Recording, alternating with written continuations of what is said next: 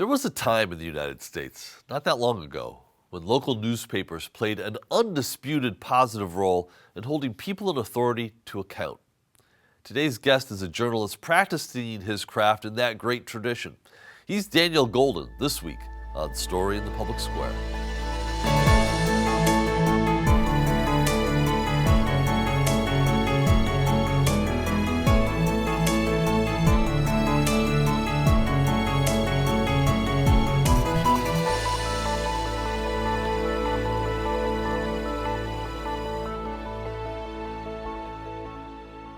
Hello and welcome to Story in the Public Square, where storytelling meets public affairs. I'm Jim Ludis from the Pell Center at Salve Regina University. And I'm G. Wayne Miller, also with Salve's Pell Center. And our guest this week is Daniel Golden, a senior editor and reporter for ProPublica.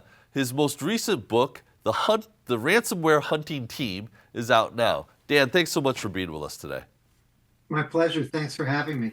You know, I take a look at the long list of projects that you've been involved in, reporting that you've done, and I'm a little envious because you've been able to dive deep into so many different issues.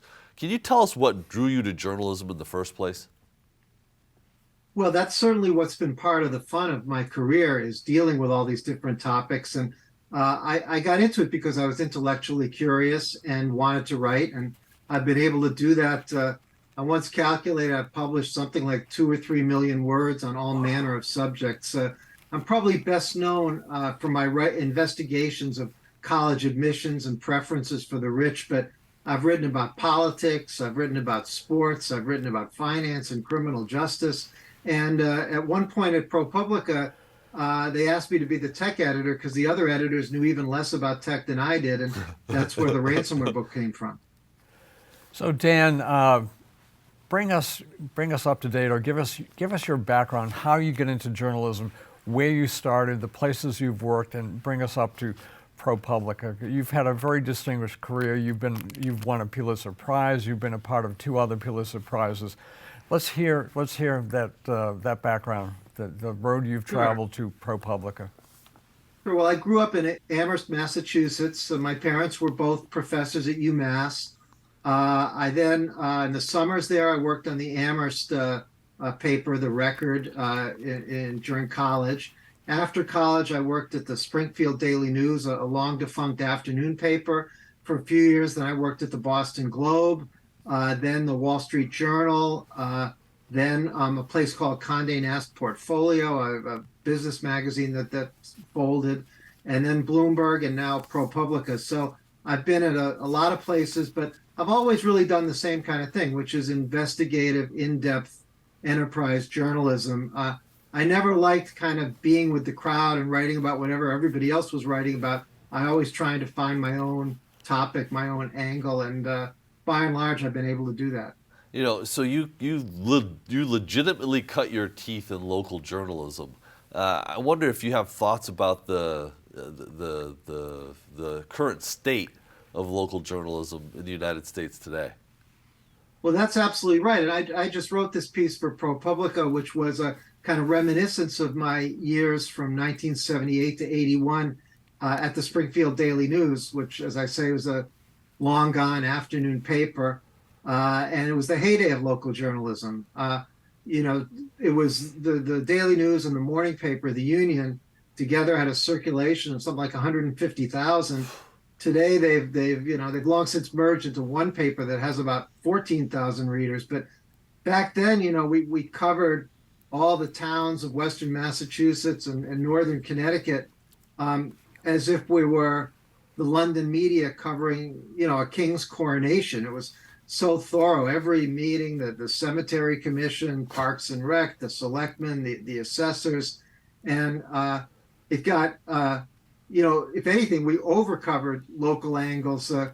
One story was when I was working there was when there was the Mount St. Helens volcano eruption in Washington State, 3,000 miles away.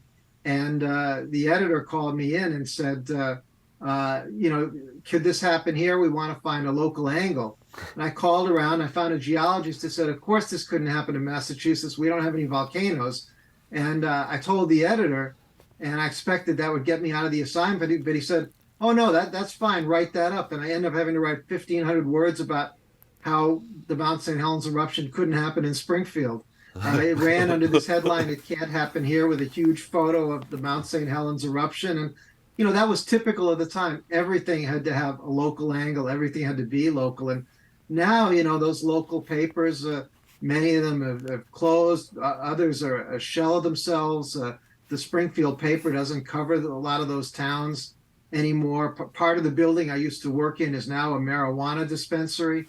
So, I have a lot of nostalgia for that period when local news was in its glory. Well, in its glory, and we've talked a lot on this show about the way local newspapers can really hold local public officials to account. How does this track with your own sense of sort of the evolution of American democracy? You're still working, you're still doing important investigative reporting, but I think about, a city like Springfield or, the town I grew up in, Hartford, or other cities that have seen sort of the winnowing of those local newspapers of record. What does that mean for public accountability in those places? Yeah, I think those newspapers did perform a very important function of accountability. But, as having worked on one, my memories are a little more mixed in that the Springfield paper at the time, and I don't think this was atypical, the publisher, who was a Newhouse executive, saw his role more as guiding the city's leaders rather than a kind of adversary Watergate type approach that I would take. I mean, he was the publisher of the paper. He was also head of the Downtown Business Redevelopment Organization. So at times we were, cozy with the local, establishment, and maybe went too easy on some of the politicians. But in general, yes, it was very important for local papers that the coverage they did do, and it was certainly helpful to create an informed electorate. And I think today, with less local coverage, people are much more naive about government. I mean, the secret is that sometimes government actually works pretty well. It's not always awful. We investigative reporters focus on the bad parts, the abuses of power, but it's just like not everything is death and crime in the world, but you'd think that from the nightly news. And so when people don't have those local papers covering the government, both in what they do well and what they do badly, and giving people a sophisticated sense of them, you really lose an awful lot. So Dan, the story you wrote was called "Local Newspapers Are Vanishing. How Should We Remember Them?" And in that you noted that the staff of the newspaper, the Springfield Daily, did not reflect the ethnic diversity of the city.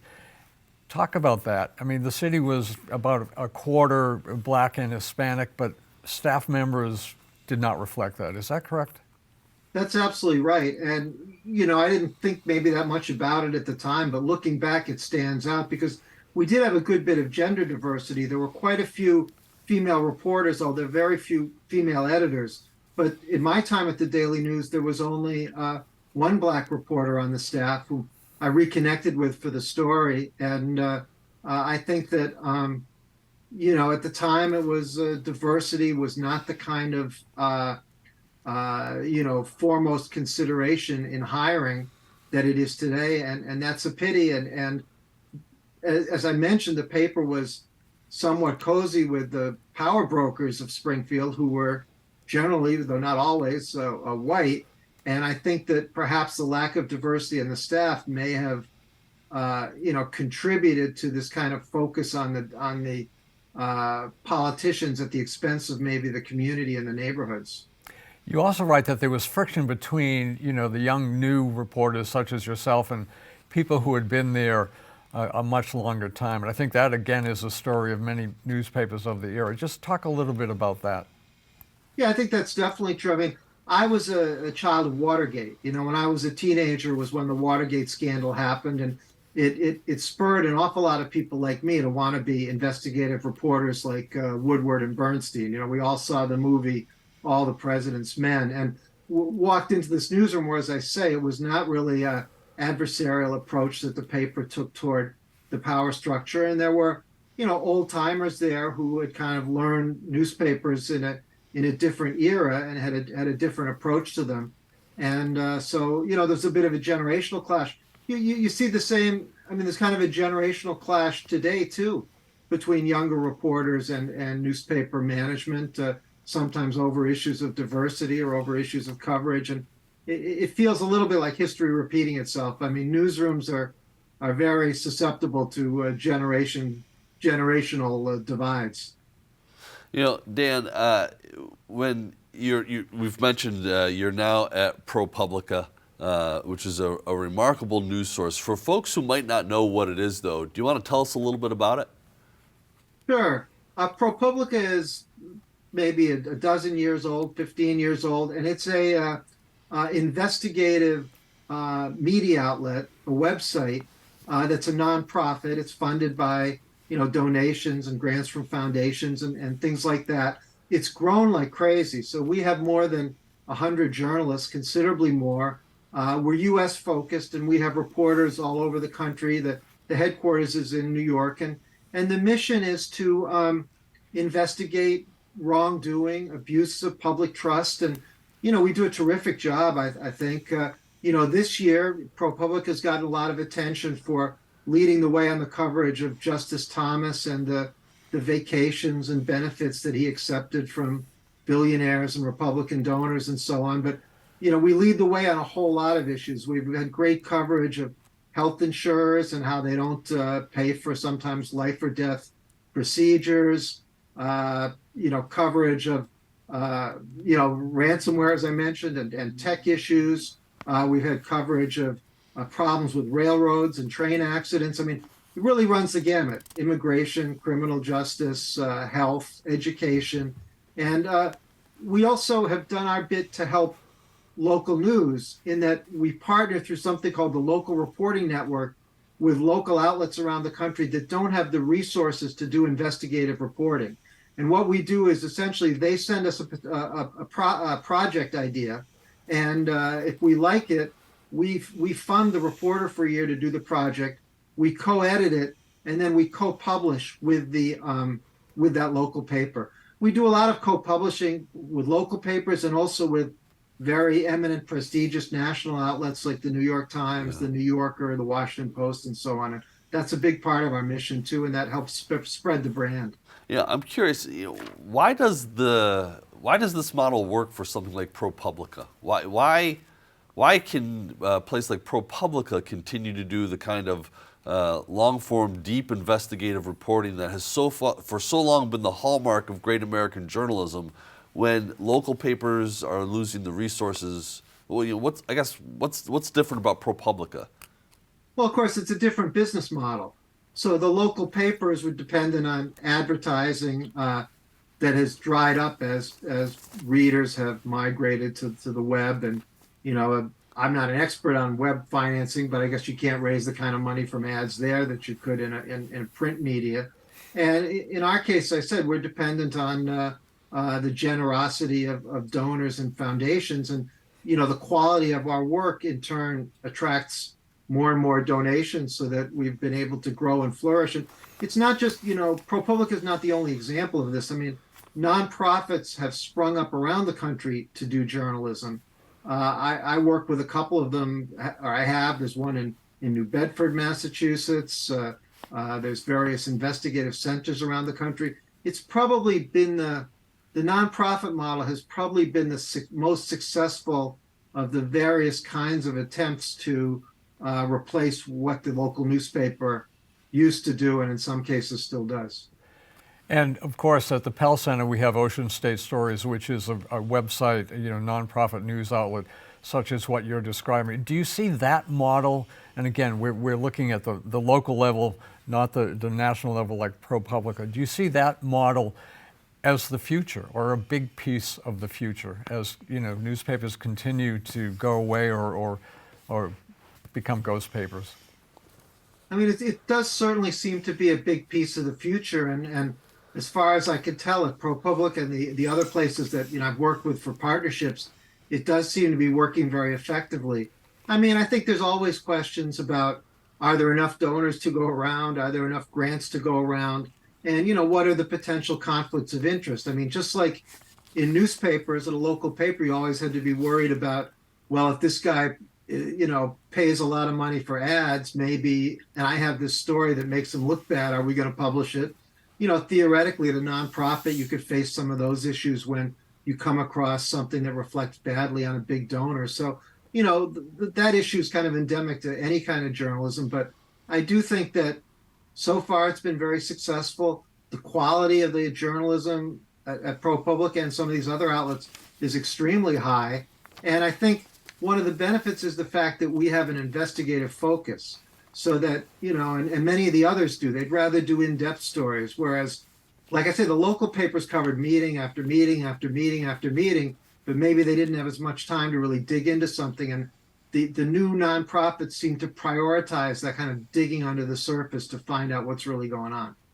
We've mentioned already that you're recently published the ransomware hunting team in paperback, built on developed from your reporting for ProPublica. How extensive a problem, how extensive a challenge is ransomware, and what did your reporting show? Ransomware is an incredibly pervasive problem. It's probably the defining, cybercrime of our era, and it's exploded, in the last 10 years, and even since my co-author Renee Dudley, who was ProPublica reporter who did the initial research that I edited, since we started working together on the book several years ago, it's just gotten worse and worse. The way ransomware works is, the hacker penetrates the website of a university, the computers of university or a business or a city or a police department or an individual or any number of other entities, and puts ransomware in there that essentially freezes the files so you can no longer access your files. And then they say, pay us in order to unfreeze the files. And the ransom demands have gone from typically a few $100s 10 years ago to now millions or tens of millions of dollars. The targets have gotten much bigger. The quality of the ransomware has gotten better. It's a huge, huge problem. And our book is about this group of dedicated volunteers, about a dozen people around the world who are, they're poor. Many of them didn't go to college. They have difficult life circumstances often, but they're brilliant technically. And what they do is they crack the ransomware code that the hackers put in the computer so they can get you your files back, in many cases, without having to pay the ransom. And Wow. they've saved millions of people billions of dollars in ransom, and been extremely effective and completely unheralded. But they filled a gap that has been left by government law enforcement agencies, which have been totally incapable of dealing with ransomware. The ransomware hunting team is really the most and even only effective force against this major cyber threat. So Dan, we want to talk about some of your other work. Tell us about the newest college admissions play, Paying to Make Your Teen a Peer-Reviewed Author. That really caught our attention.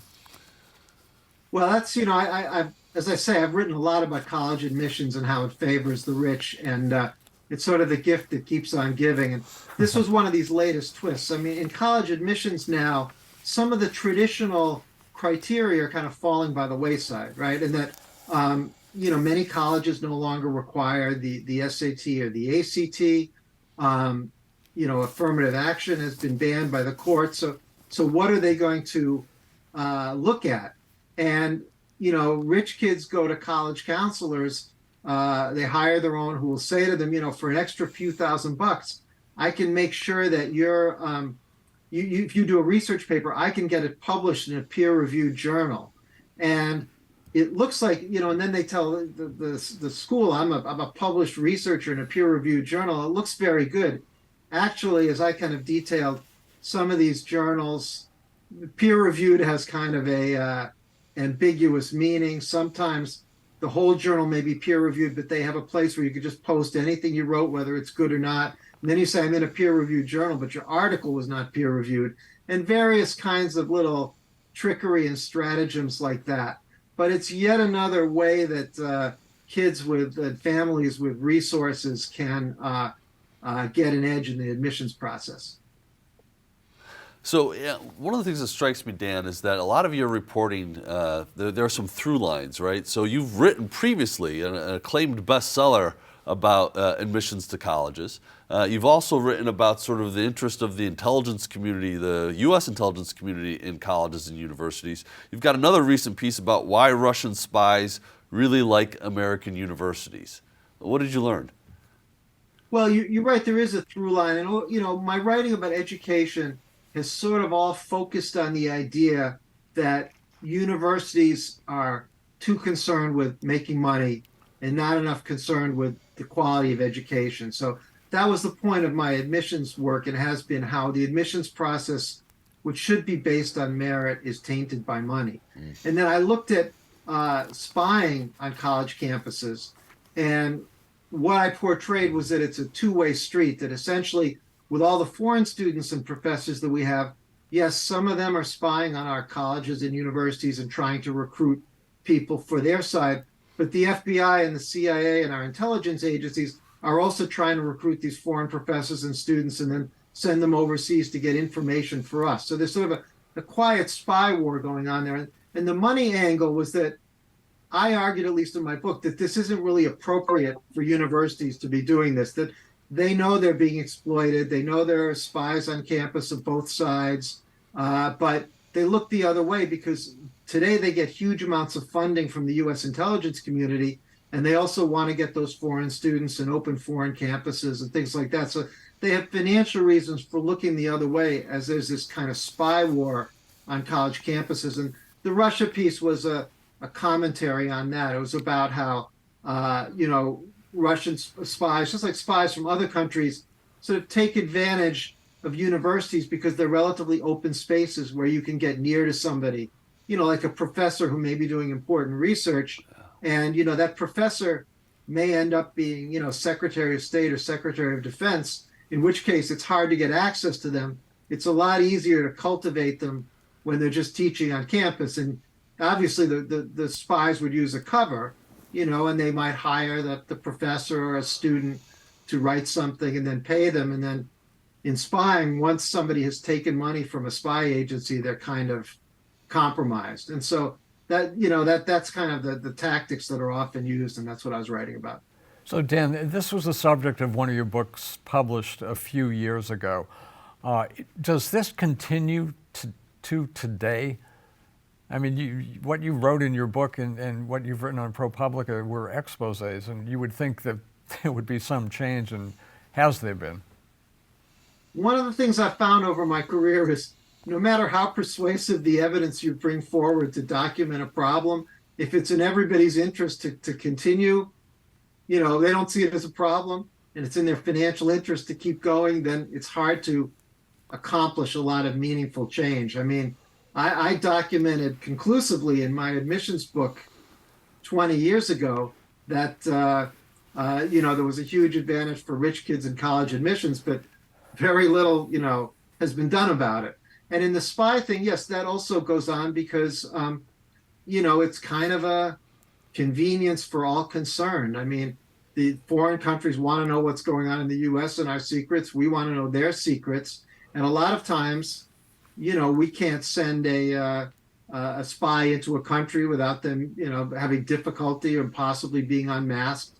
It's easier to use foreign nationals. So, for example, one of my chapters in my book was about how the CIA sets up all these fake academic conferences around the world, because conferences are great places for spies. You get all these experts together. They know all about technology and warfare often. And, spies undercover will go there and cultivate the professors. The particular focus, my particular focus there was relevant, is still relevant today, in that when Iran was developing its nuclear powers, we couldn't get spies into Iran to get the Iranian nuclear scientists to defect. So we set up conferences. In sort of foreign countries, invited the new Iranian nuclear scientists. They got permission to leave the country. They'd come to the conference, and then we'd pressure them to defect. So, that's obviously the Middle East is still a cauldron, and we're probably still using that tactic. Yeah, Dan, how do you get a story like that? It's absolutely fascinating and riveting, but it's kind of James Bondy kind of stuff, right? How do you get a story like that? Well, it's not easy. I mean, sometimes you just have to have sources. And, if you're researching a book and you spend months and months and months on it, somebody will suggest talking to somebody else who will suggest talking to somebody else.